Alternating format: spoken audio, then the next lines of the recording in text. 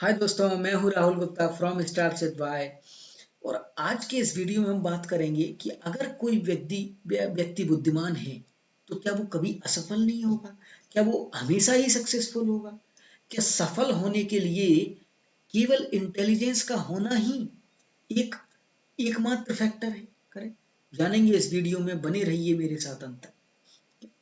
तो देखो, तुमने कई बार देखा होगा कि तुम्हारे आसपास काफी ऐसे लोग हैं जो दोनों एक्सट्रीम पर हैं। जैसे कुछ लोग ऐसे होंगे जो जिनसे बात करके जिनको देख के लगता होगा ये आदमी बहुत इंटेलिजेंट लग रहा है, बहुत ही बुद्धिमान है, करेक्ट, बहुत ही लॉजिकल तरीके से बात करता है। लेकिन जब तुम उसकी लाइफ को देखते हो वो उतना सक्सेसफुल नहीं दिखता है। ठीक? वो जितनी उसकी बुद्धि है उसके बेसिस पर नहीं कमा पा रहा है। ओके, कुछ भी कारण हो सकता है। तो फिर दिमाग में आता है कि इंटेलिजेंट होना ही एक पैरामीटर नहीं है, इसके अलावा भी कुछ पैरामीटर हो सकते हैं जो कि आदमी को सफल बनाती हैं। और कई बार तुमने ऐसा देखा होगा अपने आसपास कुछ छटे हुए लोग जिनमें मात्र भर की बुद्धिमत्ता नहीं है। ओके, बिल्कुल गधे टाइप के लग रहे हैं लेकिन उनके पास सब कुछ है। ओके, गाड़ी है, बैंक बैलेंस है, ओके, अच्छी जॉब है या अच्छा बिजनेस चल रहा है, ओके, अच्छी बीवी है, बच्चे हैं, सब कुछ बढ़िया चल रहा है। और लेकिन उससे बात करो तो लगेगा अरे यार क्या आदमी है ये, बिल्कुल। तो क्या इंटेलिजेंस का होना ही एक सफलता का फैक्टर है? तो इसके ऊपर बहुत सारी स्टडी की। ओके, ये सेम क्वेश्चन काफी दर्शक जो लोग होते हैं, ओके, फिलोसोफर थे, उनके दिमाग में भी आया कि क्या इंटेलिजेंस का होना ही आदमी को सफल बनाता है? तो सबसे पहले एक फिलोसोफर थे जिनका नाम था अल्फ्रेड बिनेट। इन्होंने बोला कि अगर आदमी को सक्सेसफुल होना है, ओके, तो उसके पास केवल एक ही फैक्टर होने की जरूरत है। इनको बोलते हैं one factor intelligence. Correct, one factor intelligence. उन्होंने अपनी एक थ्योरी दी। ओके, ये थी लगभग 1900 से 1910 के बीच में लगभग। तो उन्होंने बोला कि अगर किसी आदमी को कोई आदमी इंटेलिजेंट है, ओके, और कोई आदमी सक्सेसफुल होना चाहता है तो उसके लिए उसके पास इंटेलिजेंस होनी चाहिए। और इंटेलिजेंस केवल एक ही फैक्टर पर डिपेंड करती है जिसको हम बोलते हैं वन फैक्टर इंटेलिजेंस। ये काफी समय तक चली। ओके, 10-15 साल तक चली। लेकिन उसके बाद कुछ ऐसे ऐसे हमारे पास इंसिडेंट्स आने लगे कि आदमी के अंदर इंटेलिजेंट तो है लेकिन वो सक्सेसफुल नहीं हो रहा है। तो फिर ये थ्योरी को खारिज कर दिया गया। उसके बाद 1927 के लगभग, ओके, एक दूसरी थ्योरी आई जिसको हम बोलते हैं two factor approach. Two factor approach. तो टू फैक्टर अप्रोच का क्या मतलब है? तो एक महानुभाव थे, उन्होंने बोला कि एक्चुअली जो इंटेलिजेंस है ना वो दो टाइप की होती है। पहली हम बोलते हैं जी फैक्टर इंटेलिजेंस और दूसरा है S factor intelligence. S factor intelligence. जी फैक्टर का मतलब है कि जनरल। ओके, जनरल इंटेलिजेंस मतलब किसी भी चीज को, ओके, कोई किसी भी चीज में अगर तुमको सक्सेसफुल होना है तो ये जनरल इंटेलिजेंस तुम्हारे अंदर होनी ही चाहिए। करेक्ट, जनरल मतलब एक बेसिक मूलभूत जो इंटेलिजेंस है वो एक जरूरी है ये होने के लिए। और दूसरी है एस फैक्टर। एस का मतलब है स्पेसिफिक। स्पेसिफिक। अब इसमें क्या हो सकता है कि जैसे इंटेलिजेंस है उसमें बहुत सारे टाइप हो सकते हैं, A B C D E, मान के चलो। करेक्ट, तो किसी व्यक्ति में ए टाइप की इंटेलिजेंस है, किसी व्यक्ति में सी टाइप की इंटेलिजेंस है। तो अगर जिसमें ए टाइप का इंटेलिजेंस है अगर वो ए फील्ड में काम करता है तो वो सफल हो सकता है। अगर ए वाला व्यक्ति बी में काम कर रहा है तो वो सक्सेसफुल नहीं होगा। करेक्ट, इस तरीके से इन चीजों को एक्सप्लेन किया गया। तो ये काफी समय तक चला। ओके, लगभग 70 से 80 साल तक ये कॉन्सेप्ट चला। ओके, कि ऐसा होता है। और लगभग फिर 1980 में फिर एक नया फिलोसफर आया जिसका नाम था हॉवर्ड गार्डनर। Howard gardener. और उसने बोला कि ये सब चीजें बकवास चीज हैं। ओके, अब मैं आ गया हूं, अब मैं बताऊंगा कि आखिर कुछ व्यक्ति हैं वो सफल क्यों होते हैं, कुछ व्यक्ति हैं वो असफल क्यों होते हैं, करेक्ट, और उसके पीछे उनकी इंटेलिजेंस का क्या कंट्रीब्यूशन।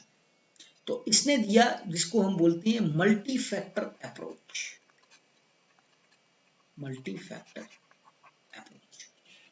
अब आखिर ये मल्टी फैक्टर अप्रोच क्या है, तो आखिर ये मल्टी फैक्टर अप्रोच क्या है, करेक्ट। तो इसको समझने के लिए हम क्या करते हैं, उसने बोला कि हमारे पास जो इंटेलिजेंस होती हैं, इंटेलिजेंस जो है वो बेसिकली एक टाइप की इंटेलिजेंस नहीं होती है, ओके। हमारे पास 8 टाइप की इंटेलिजेंस होती है, ओके।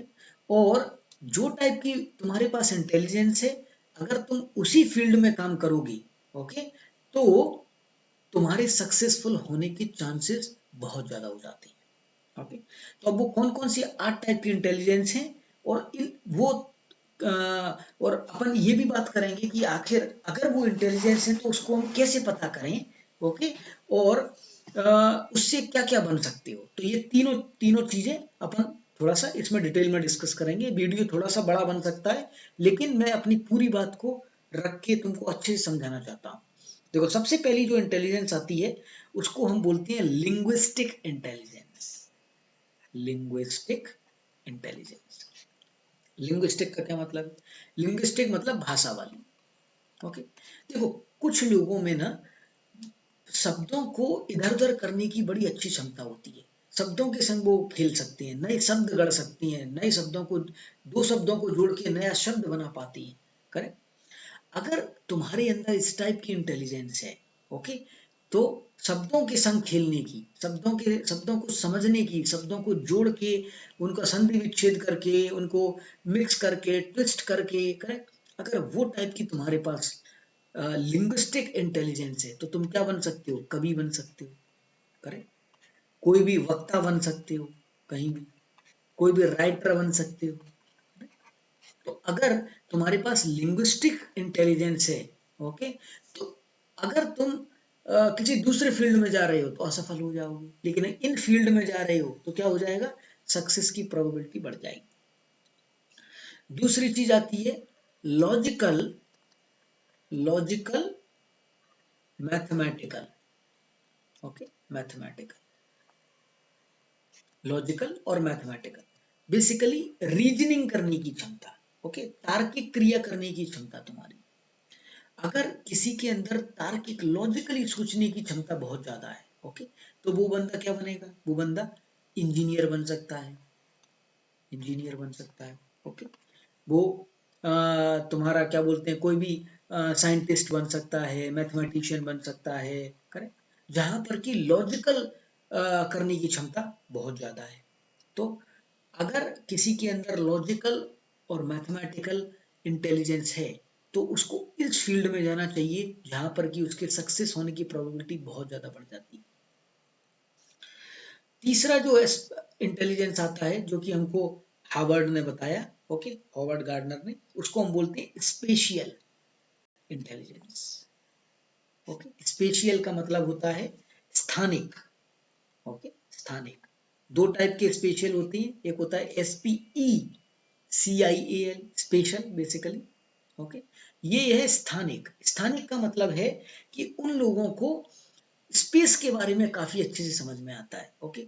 देखो, कुछ लोग ऐसे गोलू टाइप के होंगे कि उनको तुम कितनी बार भी समझा लो कि तुम एक ही रास्ता है, उसको 10 बार ले जा चुकी हो, ओके, और 11वीं बार ले गए, फिर वो रास्ता भूल गया। इसका मतलब उसमें स्पेशल इंटेलिजेंस है नहीं, उसको समझ में ही नहीं आता है कि कौन सा रास्ता किधर मुड़ सकता है, किधर जाना चाहिए, ओके। तो इन लोगों को स्पेस की, मतलब गूगल मैप बहुत अच्छे से देख सकते हैं ये लोग, ओके। अगर तुम पीछे गूगल मैप बैठा के बता दो, बताएंगे यहाँ से राइट लो, यहाँ से लेफ्ट लो, ये करो वो करो, ऐसे लोग वैसे होते हैं जैसे उनको बस कहाँ से स्टार्टिंग पॉइंट है, कहाँ से एंडिंग पॉइंट है, ये बता दो, बाकी का रास्ता ये खुद ढूंढ लेंगे, ओके। तुम उनको बताओ कि देखो ऐसे जाना है, ओके, बोलेगा देखो कहाँ पहुंचना है, बस बता दो, हम पहुंच जाएंगे। वो क्या करेगा, एक रास्ते से घुसा, देखा अंदर जाके बंद है, वापस आ गया, ओके। फिर दूसरे रास्ते से घुसा, फिर देखा, और धीरे धीरे धीरे धीरे करके वो वहां तक पहुंच ही जाएगा, और फाइनली बोलेगा देखो मैंने खोज लिया, ये मैंने डिस्कवर कर लिया। तो कुछ लोगों में जो स्पेशल इंटेलिजेंस होती है, ओके, स्पेशियल इंटेलिजेंस, स्थानिक बुद्धिमत्ता है। तो ये लोग किसमें, आर्किटेक्ट बहुत अच्छे बन सकते हैं, आर्किटेक्ट, ओके, क्योंकि इनको स्पेस की बहुत अच्छी समझ है कि किस चीज को कहाँ लगाना चाहिए, क्या होना चाहिए, करेक्ट, आर्किटेक्ट बहुत अच्छे हो सकते हैं। तो इसीलिए तुमने देखा होगा कुछ जो आर्किटेक्चर लोग होते हैं, ओके, वो क्या मस्त तरीके से डिजाइन बनाते हैं, कुछ डिजाइन देख के ऐसा लगता है वाह यार क्या डिजाइन है, मजा आ गया, ओके। तो जो इंडियन इंस्टीट्यूट ऑफ डिजाइन है, करेक्ट, वो इसी इंटेलिजेंस को चेक करता है। जब वहां पर कोई बंदा जाता है, ओके, वो चेक करता है कि क्या इसमें स्पेशल इंटेलिजेंस है या नहीं है, स्पेस की कितनी समझ है इसको, ओके। चौथी बुद्धिमत्ता उसने बोला म्यूजिकल इंटेलिजेंस, म्यूजिकल मतलब संगीतीय। देखो यहाँ पर दो चीजें हैं, संगीत गुनगुनाना बेसिकली म्यूजिकल इंटेलिजेंस नहीं है, यहाँ पर नई चीजों को, नए म्यूजिक को गढ़ना, नए म्यूजिक को, नई राग बना देना, करेक्ट, नई नई चीज कुछ शब्दों को जोड़कर नया एक गाना ही बना दिया तुमने, उसको बोलते हैं म्यूजिक। ऐसा नहीं है कि तुमने कोई गाना सुना और अच्छे से गा दिया, वो तो कॉपी कर दिया बेसिकली, उसमें इंटेलिजेंस नहीं है, ओके, वो म्यूजिकल इंटेलिजेंस नहीं है बेसिकली, ओके। तो ये हो गया म्यूजिकल इंटेलिजेंस। अगर कोई ऐसा है किसी के अंदर म्यूजिकल इंटेलिजेंस की कैपेबिलिटी है, तो वो क्या बनेगा, A R Rahman, correct, A R Rahman बन जाएगा, या लता मंगेशकर बन जाएगा, right? तो म्यूजिकल इंटेलिजेंस हो गया, उसके अंदर आ गई। और क्या हो सकता है, नेक्स्ट उसने बताया that is called body kinesthetic, bodily kinesthetic, kinesthetic, kinesthetic, kinesthetic है, सॉरी, थेटिक। बॉडी काइनेस्थेटिक का क्या मतलब है, बॉडी काइनेस्थेटिक का मतलब है कि उसको अपनी बॉडी के बारे में, मनुष्य की बॉडी के बारे में चीजें समझ में आती हैं, करेक्ट, कि कौन सी चीज कहाँ पर क्या हो रही है, ओके, उसको काइनेमैटिक समझ में आती है कि कौन सी, कुछ लोग होते हैं ना कि उनको समझ में आता है कि अरे अच्छा यहाँ दर्द हो रहा है, ओके, ओके, ओके, इसके इसके इसका मतलब है कि यहाँ पर जो वो जॉइंट है, उस जॉइंट में यहाँ पर गड़बड़ है कुछ, करेक्ट। तो उनको बॉडीली काइनेस्थेटिक का समझ में आता है कि कौन सी चीज ब्रांचिंग किससे जुड़ी हुई है, क्या प्रॉब्लम हो सकती है, ये इससे क्या होगा, उससे क्या होगा, करेक्ट। ऐसी अगर किसी में इंटेलिजेंस है तो वो किस में जाएगा, वो बेसिकली ऑर्थोपेडिक बनने की, डॉक्टरी में जा सकता है, ऑर्थोपेडिक इंटेलिजेंस, ओके, डॉक्टर बन सकता है, बॉडी के बारे में उसको सारी चीज पता है। तो बॉडीली काइनेस्थेटिक जिसके अंदर बहुत ज्यादा होती है, वो डॉक्टर बनने की क्षमता उसमें बहुत ज्यादा है, ओके, चीजें समझ में आती हैं उसको। नेक्स्ट चीज है, नेक्स्ट इंटेलिजेंस जो उसने बताया जिसको हम बोलते हैं नेचुरलिस्टिक, नेचुरलिस्टिक, नेचुरलिस्टिक का मतलब है सिंपल, वो मोगली है, ओके, उसको चीजें पता है कि नेचर में कैसे काम करती है, नेचर में क्या क्या चीजें हो रही हैं। देखो कई बार जैसे तुमने देखा होगा जू में जा रहे हो, और जो वहां पर जो काम करता है उससे बोलो यार शेर कहाँ है, तो बोलेगा थोड़ा शांत रहो, थोड़ी देर ऐसे करेगा कि वहां पर है। कैसे पता किया उसने, क्योंकि जैसे ही शेर कहीं उसको दिखा तो वहां के आसपास की जो पशु पक्षी थे वो अपनी लैंग्वेज में बात करने लगी और इसने उस लैंग्वेज को कैच कर लिया। तो नेचुरलिस्टिक जिनके अंदर होती है, ओके, वो नेचर के काफी चीजों को समझने में सक्षम होते हैं, उनके अंदर वो कैपेबिलिटी होती है, ओके। तो अगर ऐसे जो लोग हैं नेचुरलिस्टिक हैं, वो क्या बनते हैं, wild life photographer, wild life photographer बन सकते हैं, या नेचर से रिलेटेड जितने भी जो प्रोफेशंस हैं उसमें ये बहुत अच्छे तरीके से परफॉर्म कर सकते हैं। अब दो चीजें और हैं, ओके, जिनको हम बोलते हैं इंटरपर्सनल, इंटरपर्सनल और इंट्रापर्सनल, इंटरपर्सनल, करेक्ट। अब इंटरपर्सनल और इंट्रापर्सनल को अपन थोड़ा देखते हैं। तो इंटरपर्सनल क्या है, इंटरपर्सनल है बेसिकली दूसरे व्यक्तियों को समझने की क्षमता, कुछ लोगों में दूसरे व्यक्तियों को, दूसरे व्यक्तियों को समझने की क्षमता, ठीक है, समझना, करेक्ट।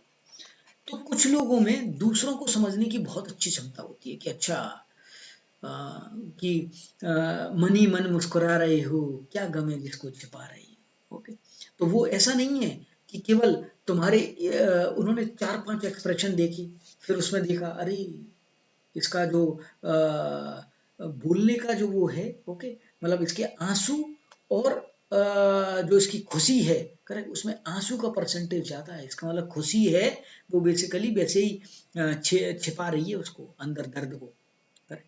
तो ये जो चीजें है ना, ये चीजें अगर करने की क्षमता है, इसका मतलब इंटरपर्सनल, दूसरों के व्यक्तियों को समझने की, बेसिकली उनका मन समझने की, उनका मूड समझने की, उनका इरादा समझने की, करेक्ट, ये जो करेक्टरिस्टिक है इसको हम बोलते हैं इंटरपर्सनल। ओके, तो इंटरपर्सनल में बेसिकली अब ऐसे लोग क्या कर सकते हैं, जो इंटरपर्सनल है, ऐसे लोग बेसिकली साइकोलॉजिस्ट बन सकते हैं, जो काफी सारे जो थेरेपी देते हैं, ओके, नेचुरल थेरेपी देते हैं कि बात करके लोगों का समझ पाए।